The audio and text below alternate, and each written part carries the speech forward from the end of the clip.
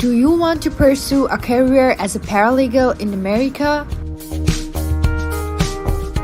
According to the United States Bureau of Labor Statistics, the median salary for a paralegal in America is $59,200 per year.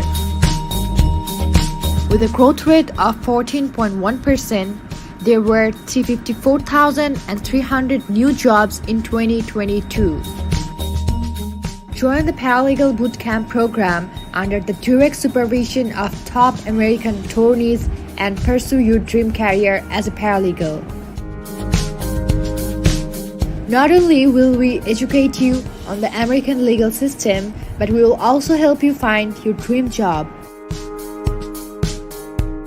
For course fees and other information, please visit our website at www.paralegalbootcamp.us. Hi, everybody, and welcome to today's Live with Raju Law.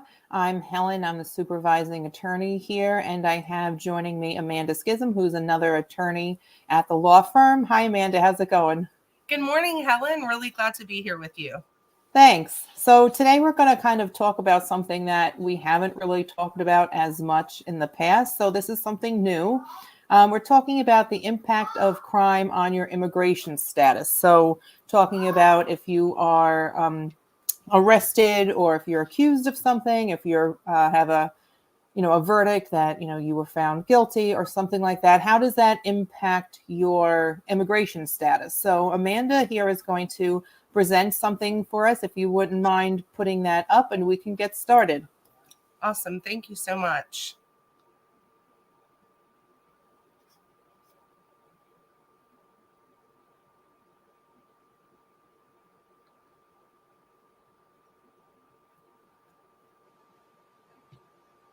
So we'll start with a brief overview of what has been termed crimigation.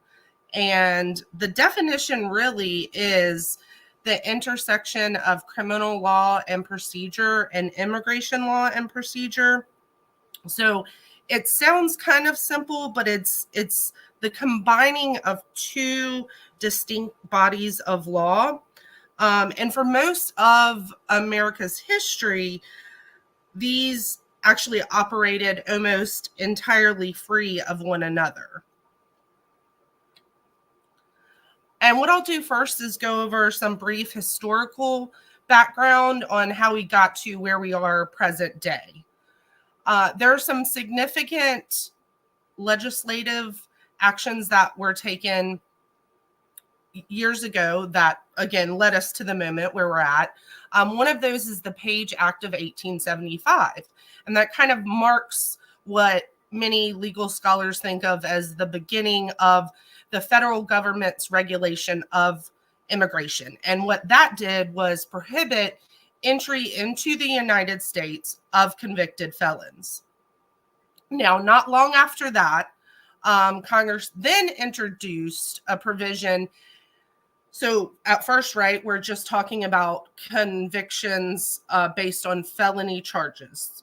Then again, they add to that and have still to this day, it's crimes involving moral turpitude. And that is, we'll discuss later, a lot of controversy and concern because it's not clearly defined. And then we're brought to 1922, and they added on to the themes of crimes involving moral turpitude, convicted felons, and then they decided, okay, we're going to exclude and deem worthy of deportation those that are convicted of crimes involving narcotic offenses. And so that's kind of the historical basis, again, to where we are today. Some of the issues that I want to highlight that, because it's all very serious, and part of that lies in the fact that despite these two separate bodies of law coming together and us calling it crimigation, they were two distinct bodies, again, at one point in time. and immigration law is deemed civil. So what that means is that most constitutional procedures for that you think of in the criminal context do not apply. So when you are in immigration court proceedings, there is no Fifth Amendment privilege against self-incrimination. There is no Sixth Amendment right to counsel. And there's very, very limited Fourth Amendment prohibition against unreasonable search and seizures. So, of course, that causes concerns for, I'm sure, a lot of immigrants, a lot of people who care about immigrants, and a lot of attorneys. Furthermore, so I have on the screen some statistics. And so what's happened over the years is that the number of people removed due to having committed a crime has grown because the number of crimes that can result in immigration problems has expanded dramatically. Similarly, the number of people in immigration detention has multiplied because Congress has boosted immigration officials' legal power to detain and provide them with the money to do so. And at the same time, the number of people prosecuted for immigration-related crimes has increased because the criminal justice system has become a central feature in the way some states and federal governments seek to control immigration. Each of these trends has developed over a series of legislative or policy amendments, and all are significant to the creation of criminalization law. And if you can see, these are some statistics that reflect the trends that I've just discussed, right? So what's happening here is arrests for immigration crimes doubled from 1994 to 1998. That means, and when I say immigration crimes, I mean things like entering the country illegally. So that's doubled again from 1998 to 2004, and yet again from 2004 to 2008. Arrests for immigration crimes actually grew faster than any type of federal crime from 2006 to 2010. And just about all of the increase in federal arrests, that's about 95% from 1998 to 2018. So that's a pretty big period in time, can be attributed to immigration crime cases. Furthermore, immigration prosecutors and convictions now make up one of the two most frequently pursued types of crime in the federal court system, competing with drug offenses for the top spot. So federally, it's immigration crimes and drug crimes. And that's, again, we're talking about serious issues here. So here I'm discussing the legal framework and some terms that I'll be going over. It's a lot to take in. So I've tried to make it as simple as possible, but some words you'll be here I'm trying to define up front so that you have a better idea of what we're talking about. So we'll be talking about inadmissibility, and that's people seeking to be admitted to the U.S., and they're going to be subject then to being inadmissible. And deportability, that's probably one folks have heard of, right? And those are people who have been admitted already, and then they're subject to the grounds of deportability. Removal is kind of a newer word. It replaces deportation proceedings, so it involves both deporting and inadmissibility. Conviction, that's going to be defined later. It's specific and much broader than traditional criminal law and procedure. Then I mentioned this earlier, crimes involving moral turpitude. There's no statutory definition. So I was able to do research, and it has been defined as conduct that shocks the public conscience as being inherently base, vile, or depraved, contrary to the rules of morality and the duties owed between man and man, either one's fellow man or society in general. And that can be and has been used very broadly. Aggravated felony. This is a really important term. It has the most damaging immigration consequences for a non-citizen. I'll go over that again later, but it's very serious, the crimes in that category. And then controlled substance offenses. And that's any crime involving the possession, sale, and transport of illegal drugs or drug paraphernalia.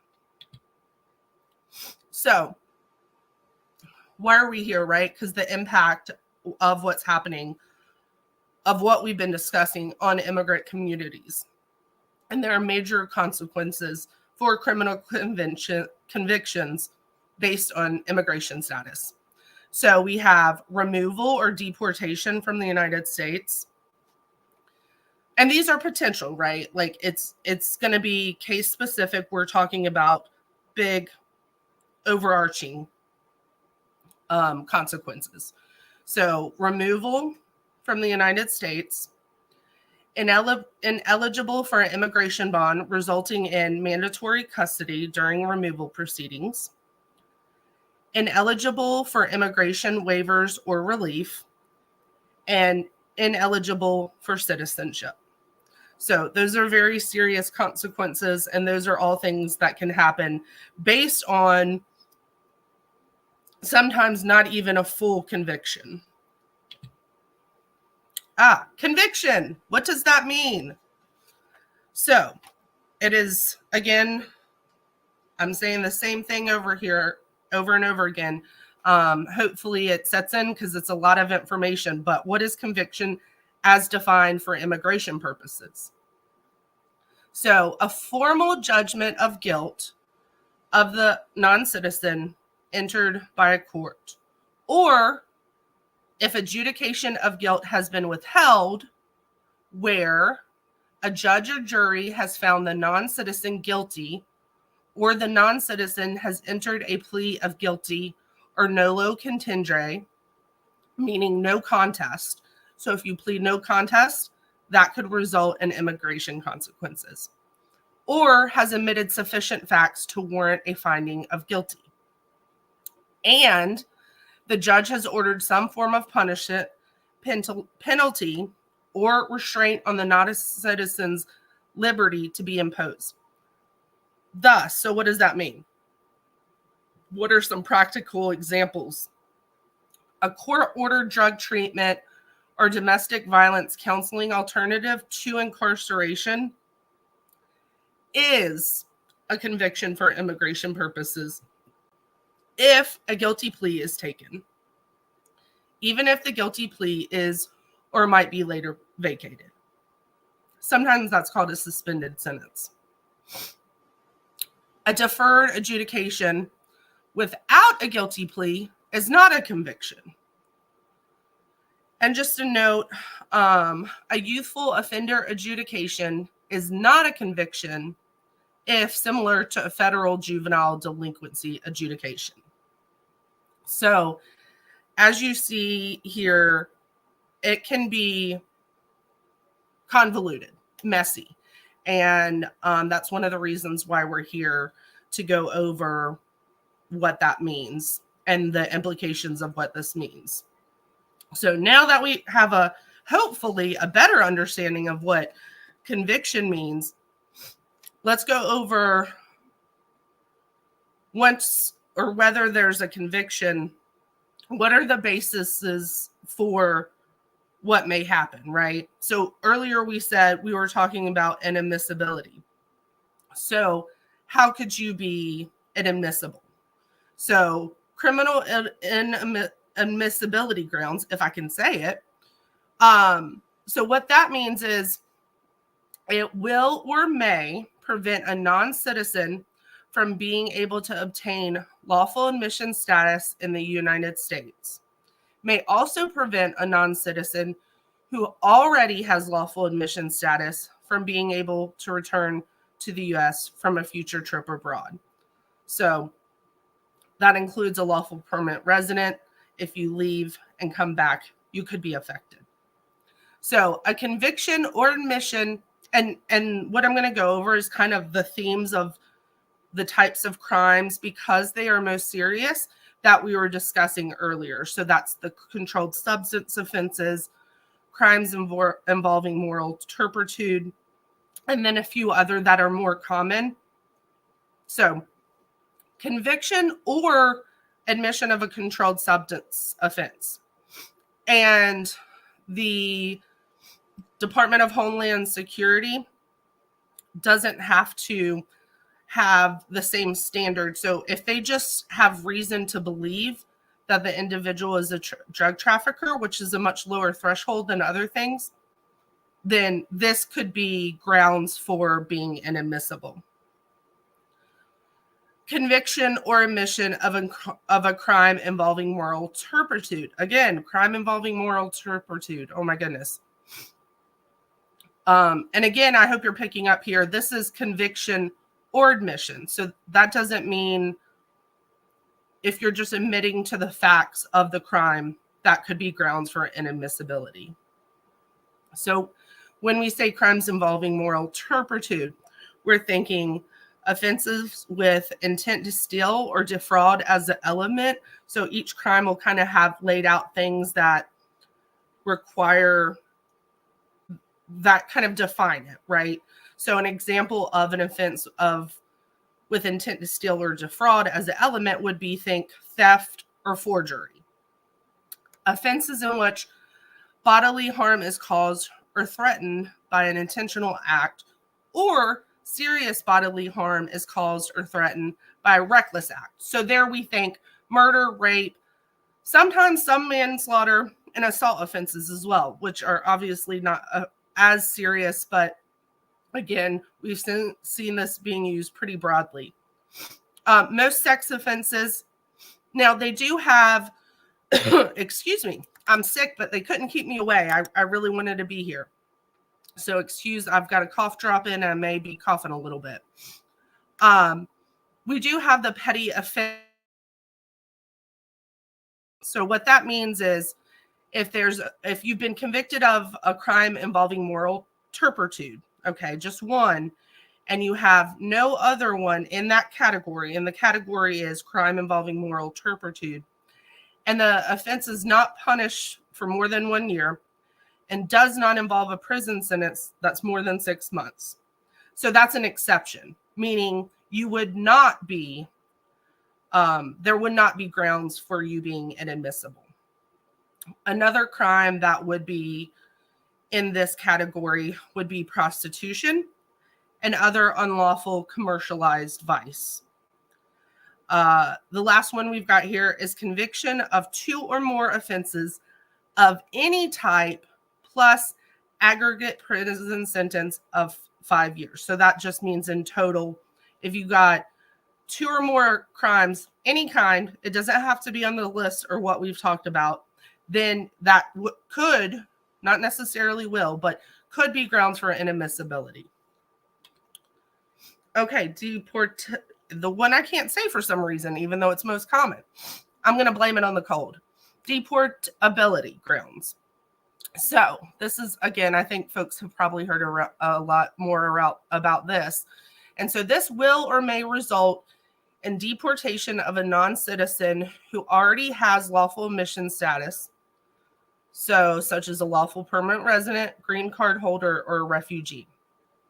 So what does this mean? This has a higher bar.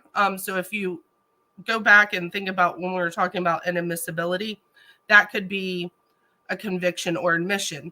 Here, I want to say most of the time, because there are always exceptions, this requires a conviction. And again, we've defined that, so still, it's pretty broad. Conviction of a controlled substance offense. Then one exception here is where you wouldn't be grounds for removal here is if you have a single offense of simple possession of 30 grams or less of marijuana. Okay, that's the only exception under the controlled substance offense. Oh my goodness, crime involving moral turpitude again. So grounds for deportability, one, CIMT, or crime involving moral turpitude, committed within 5 years of admission into the U.S., and for which a prison sentence of 1 year or longer may be imposed. 2, crimes involving moral turpitude committed at any time after admission and not arising out of a single scheme. Another one here is conviction of a firearm or deconstructive device offense, conviction of a crime of domestic violence, crime against children, stalking, or a violation of a protection order, criminal or civil. And I've seen this come up a bit. So yeah, so it's the violation of the protection order. And I've seen, even if you're just admitting to the facts of the protective order, all of these things in that arena can be grounds for being deported. And conviction of an aggravated felony. Mentioned earlier, aggravated felonies are very serious. They leave the least form of relief amount of defenses. And so if you're convicted of an aggravated felony, in addition to being deported, you're not going to have most waivers for removal. You're going to be permanently inadmissible after you're removed. And there's a possibility for an enhanced prison sentence for illegal reentry. So it is very, very serious, and not many ways to get folks out of that kind of situation, unfortunately. Excuse me. And the list goes on. And this, again, we started out, folks, with this has been an expansion of crimes that will cause immigration consequences. And I think going over these slides kind of point that out, right? So we're going conviction of an aggravated felony. So these crimes included, we're talking about specifically aggravated felonies. That include, and this is kind of, you may think of this, right? Murder, rape, sexual abuse of a minor, drug trafficking, firearm trafficking, crime of violence, with a prison sentence more than 1 year, theft or burglary, prison sentence more than 1 year, fraud or tax evasion, but the loss to the victims has to be more than $10,000.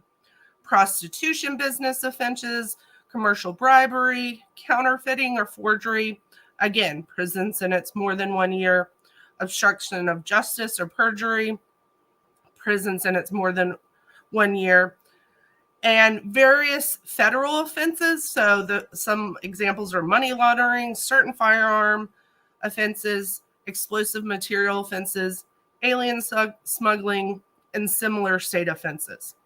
And there's more.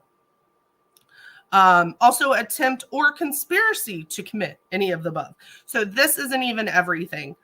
And just a note on the at least 1 year prison sentence or more, that includes a suspended prison sentence of 1 year or more. So again, kind of expansive, broad interpretations for how the grounds for how you could be deported, or one could be deported.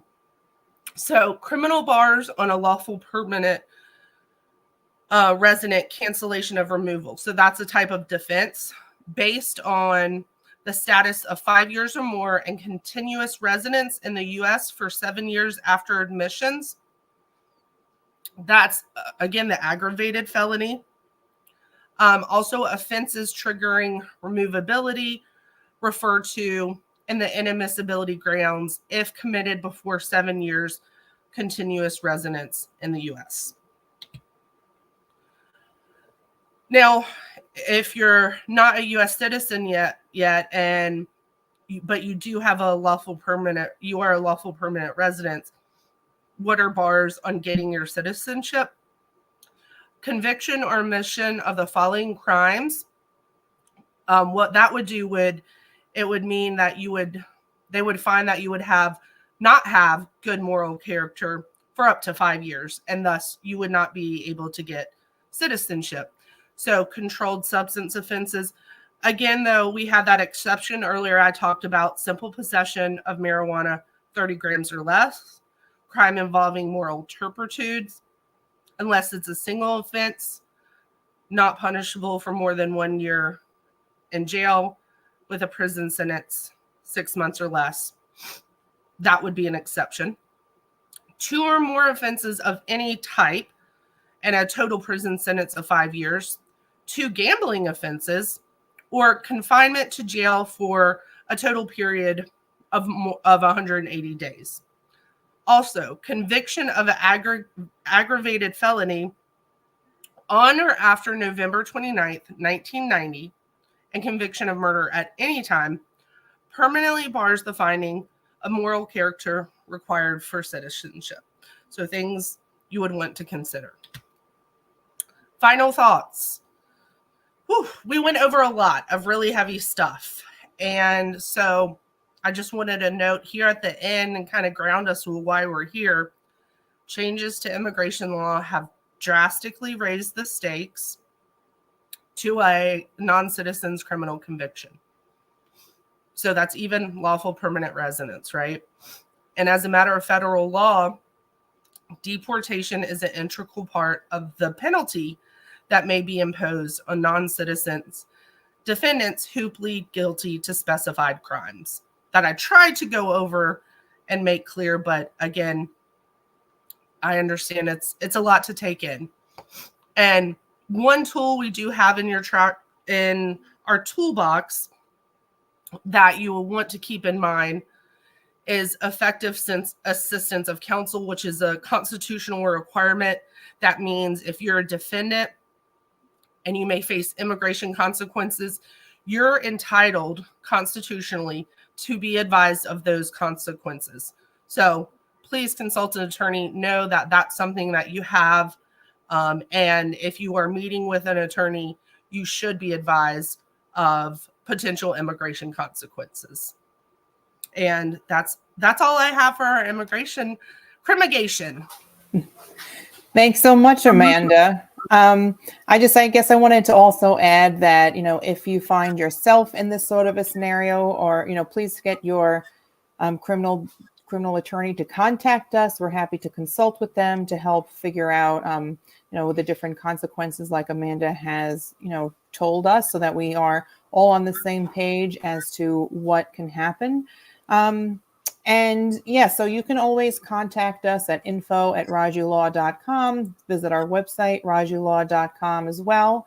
And we're always here ready to help and jump in. Today, we're not going to be taking any questions and answers, unfortunately, but hopefully we can resume with that next time. And like I said, you can always send us an email. Go to our website, it has lots of information on there. We have free evaluation forms for NIWs, which is something that we're known for. So if you have anything, NIW, crimmigration, anything related to immigration, we're happy to help. And I thank you, everyone, for joining us today. Thank you, Amanda. Much. Thank you, Helen. Thank you all for watching.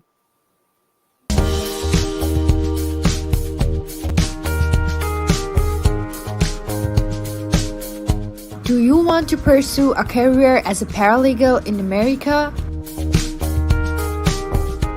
According to the United States Bureau of Labor Statistics, the median salary for a paralegal in America is $59,200 per year. With a growth rate of 14.1%, there were 354,300 new jobs in 2022. Join the Paralegal Bootcamp program under the direct supervision of top American attorneys and pursue your dream career as a paralegal. Not only will we educate you on the American legal system, but we will also help you find your dream job. For course fees and other information, please visit our website at www.paralegalbootcamp.us.